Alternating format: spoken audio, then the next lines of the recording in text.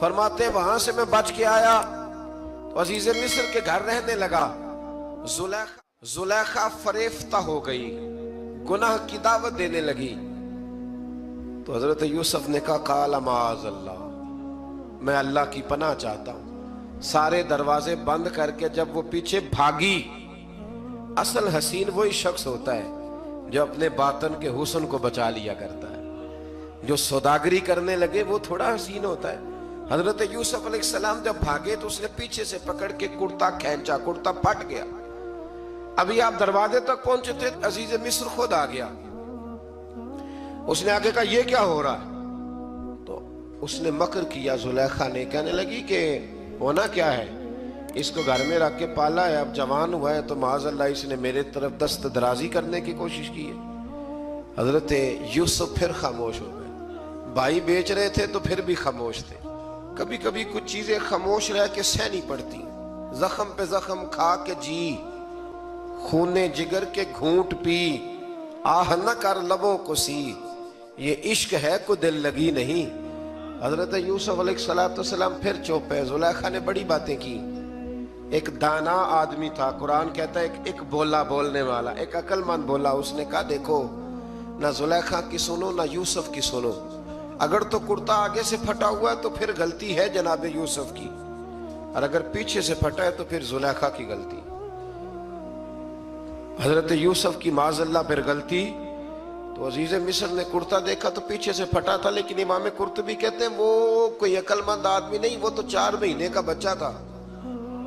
وہ ایک 4 مہینے کا وہ قریب تھا. حضرت یوسف علیہ السلام کی گواہی دینے کے لیے اللہ نے اسے زبان دی تھی. زلیخا کے ماموں کا بیٹا تھا، 4 مہینہ کا گہوارے میں لیٹا ہوا، جب بادشاہ سے فیصلہ نہیں ہو رہا تھا اور بادشاہ پریشان تھا عزیز مصر کے کسی کو جا کے بتاؤں گا تو کوئی کیا سوچے گا، اس کے گھر میں کیا کچھ ہوتا ہے.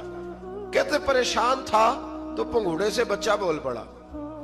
کہنے لگا بادشاہ اگر تو کرتا آگے سے پھٹا ہے تو پھر معاذ اللہ غلطی حضرت یوسف کی، اگر پیچھے سے پھٹا ہے تو پھر زلیخا کی. تو کرتا پیچھے سے پھٹا تھا. حضرت یوسف کے حق میں گواہی مکمل ہو گئی. اب آہستہ آہستہ نا دربار میں محل میں بات پھیلنے لگی. تو بیویاں کہنے لگی اوہو، زلیخا تو ایک غلام پہ عاشق ہو گئی ہے. ایک غلام پہ. تو زلیخا کہنے لگی تم اجے میرا محبوب نہیں ڈٹھا. یہ رٹے ڈالنے والے دیکھتے نہیں اور دور کھڑے رہ رہ کے کہانیاں سناتے رہتے. انہوں نے کہا تو نے ابھی دیکھا نہیں نا، تو نے ابھی یہ کیا پتا ہو کہ ماجرا کیا ہے. تو کہنے لگی نہیں تو غلام پہ. اس نے کہا چلو تجربہ کراتی ہوں.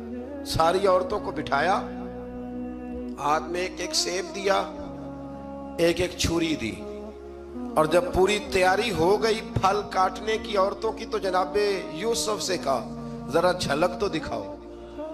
تو حضرت یوسف نے جب جھلک دکھائی تو قرآن کہتا ہے سیب کاٹنے کی بجائے ہاتھ کاٹ لیے، اور کہنے لگی اوہو یہ کوئی بشر نہیں، یہ تو کوئی فرشتہ ہے، یہ کوئی فرشتہ ہے، یہ تو کوئی اللہ تبارک و تعالیٰ کی طرف سے آنے والا کوئی کرامت والا عزت والا شان والا فرشتہ ہے. حضرت زلیخا کہنے لگی سمجھ آئی ہے پھر تو مجھ پر شکوہ کرتی تھی. تو اب وہ بات بھی آہستہ آہستہ پھیلنے لگی کہ حضرت یوسف علیہ السلام کی غلطی نہیں، غلطی زلیخا کی. اب بادشاہ نے زلیخا سے کہا کہ اگر تو میں تیری بات کروں تو تیرے ساتھ میری بدنامی کا بھی ڈر ہے، کیا کرے. طے یہ پایا کہ حضرت یوسف کو جیل میں ڈال دیا جائے.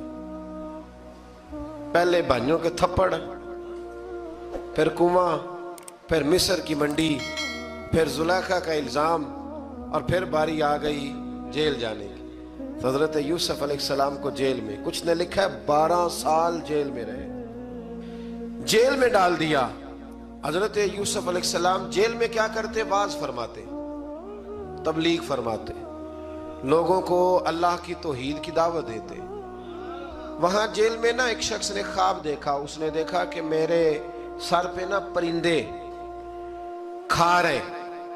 تو حضرت یوسف کہنے لگے اس کی تعبیر یہ ہے کہ تجھے قتل کیا جائے گا، اور تیری لاش کچھ دیر پڑی رہے گی تو پرندے تیرے سر پہ آ کے بیٹھیں گے، یہ تعبیر ہے.